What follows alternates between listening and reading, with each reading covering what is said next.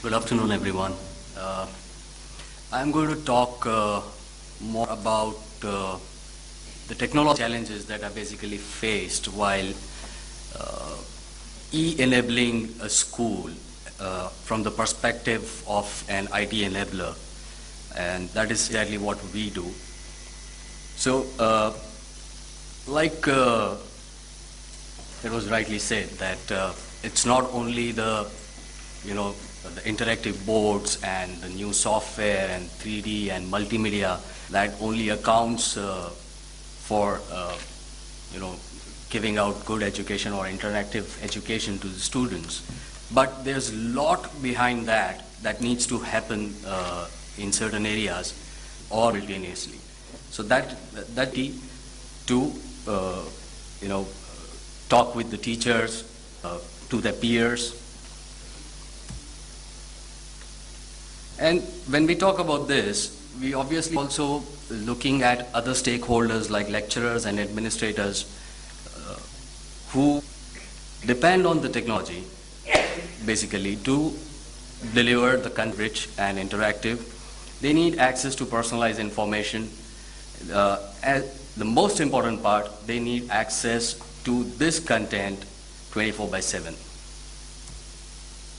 On the other hand, when we look at the teachers or the lecturers, they need to support their students.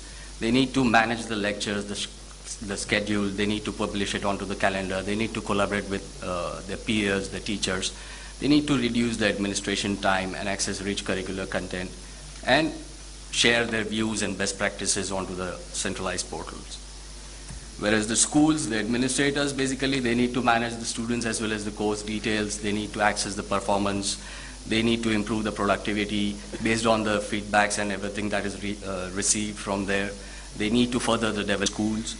How do we enrich learning by putting in interactive boards and 3D content and multimedia content, interactive content?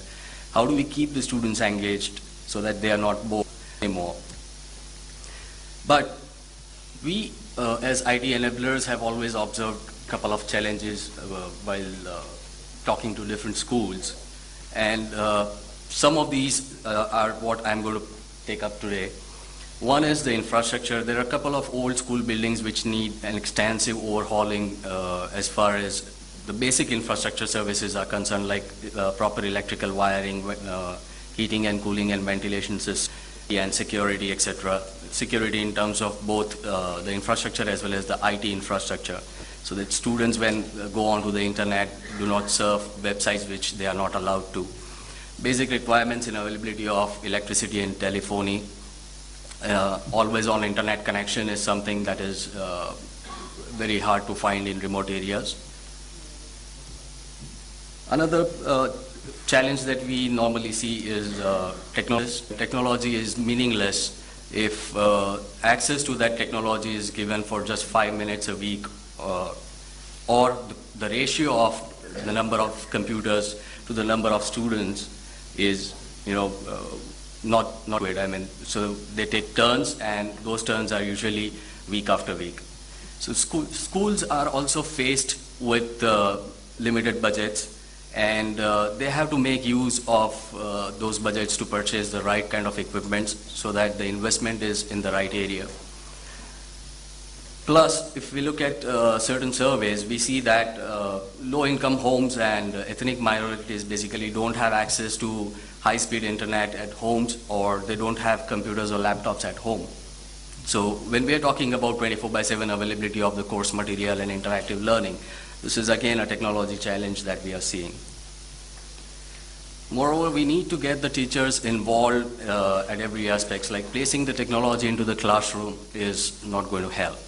No, we need to get the teachers engaged into this. They need to be trained. They need to be made aware how to handle common situations while while teaching. If the software crashes or if there's a hardware error or some problem, normally we have seen that they tend to get discouraged, but with proper training that could be taken care of. Another important aspect that we have seen normally is the on-site availability of technical support. When we are talking about getting all these gizmos and everything inside a classroom, we are also looking at providing adequate technical support to ensure that these systems are available 24/7 and they function smoothly. Obviously, it's the kids that are going to use these things. It's the students that they are going to use, and there are going to be issues. So on-site technical support is something that is a technology challenge that we have seen. Not many schools or colleges are able to afford that.